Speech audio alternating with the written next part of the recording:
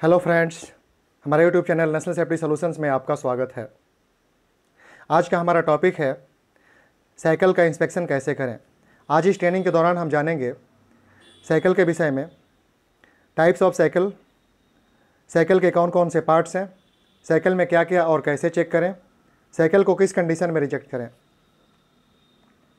यहाँ लिफ्टिंग के कुछ एग्जाम्पल हैं। अक्सर हम साइकिल का प्रयोग रिगिंग एंड लिफ्टिंग के दौरान rigging gear and lifting load को जोड़ने के लिए करते हैं, जिससे हमारा रिगिंग एंड लिफ्टिंग का काम आसानी से और कम समय में बिना किसी इंजरी, इंसिडेंट और प्रॉपर्टी डैमेज के पूरा हो सके। अब यहाँ सवाल यह है कि साइकिल का इंस्पेक्शन कैसे करें, इसकी जानकारी होना क्यों ज़रूरी है।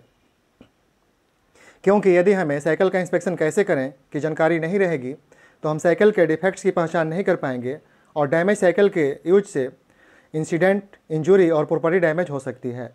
हमारा rigging gear, wire of ceiling, web ceiling या क्रेन कितना भी साउंड कंडीशन में क्यों ना हो, rigging gear and lifting load को जोड़ने वाला साइकिल का कंडीशन यदि सही नहीं है तो उसके फेलियर होने से भी इंसिडेंट, इंजरी और प्रॉपर्टी डैमेज हो सकता है।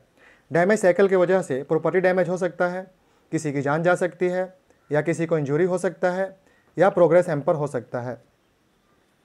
साइकिल एक रिगिंग हार्डवेयर है जो एक बॉडी एंड एक पिन और बोल्ट के कॉम्बिनेशन से बना होता है, जिसका प्रयोग रिगिंग एंड लिफ्टिंग के समय लोड एंड रिगिंग गियर को जोड़ने के लिए किया जाता है, जिससे कि रिगिंग गियर यानी वायर ऑफ सीलिंग या वेब सीलिंग का लिफ्टिंग के समय स्लिप या शिफ्ट होने का चांस न रहे।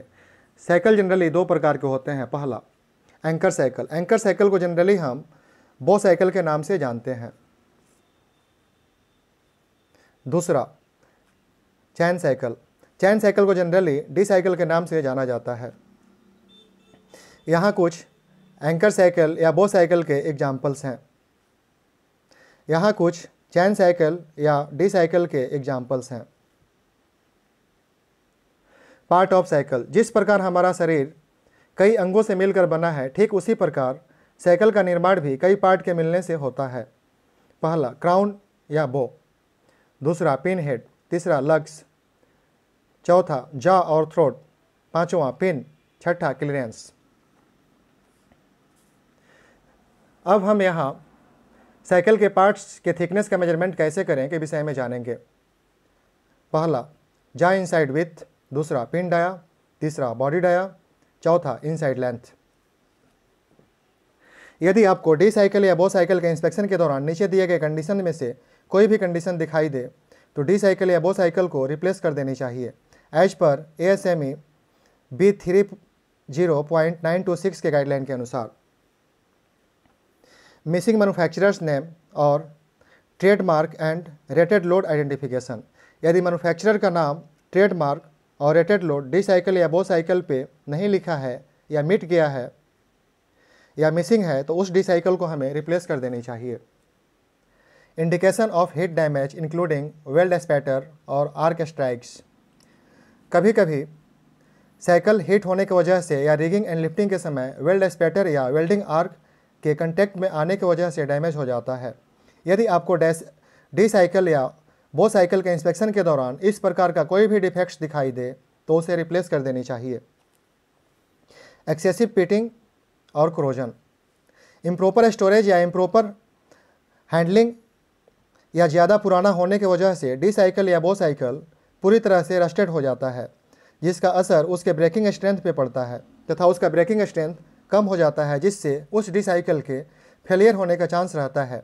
यदि आपको इंस्पेक्शन के दौरान पूरी तरह से रस्टेड डी साइकिल या बो साइकिल दिखाई दे तो उसे आपको रिप्लेस कर देनी चाहिए। Bent, twisted, distorted, stretched, elongated, cracked और broken load bearing component. Generally rigging and lifting के समय इम्प्रॉपर यूज और ओवरलोडिंग या इम्प्रॉपर हैंडलिंग की वजह से डी साइकिल या bow shackle bent, twist, distort, stretched, elongated या क्रैक हो जाता है। यदि आपको डी साइकिल या बो साइकिल के इंस्पेक्शन के दौरान इस प्रकार का कोई भी डिफेक्ट्स दिखाई दे तो उसे आपको रिप्लेस कर देनी चाहिए। एक्सेसिव कट्स और स्ट्रेच। यदि आपको डी साइकिल या बो साइकिल के इंस्पेक्शन के दौरान एक्सेसिव कट्स और स्क्रैचेज दिखाई दे तो उस डी साइकिल या बो साइकिल को रिप्लेस कर देनी चाहिए। 10% reduction of original dimension at any point around the body और पिन। रिगिंग एंड लिफ्टिंग के दौरान इम्प्रॉपर यूज या लंबे समय तक यूज करने या रिपीटेड घर्षण की वजह से डी साइकिल या बो साइकिल का डाया रिड्यूस हो जाता है। यदि आपको इंस्पेक्शन के दौरान डी साइकिल या बो साइकिल का डाया ओरिजिनल डायमेंशन का मिनिमम 10% डी साइकिल का कोई भी पार्ट रिड्यूस हो गया हो तो उसे आपको रिप्लेस कर देनी चाहिए। Incomplete pin engagement. यदि डी साइकिल या बो साइकिल का पिन प्रॉपरली फिट नहीं बैठता हो या पिन की जगह नट बोल्ट का प्रयोग हुआ हो तो उस डी साइकिल या बो साइकिल को आपको रिप्लेस कर देनी चाहिए।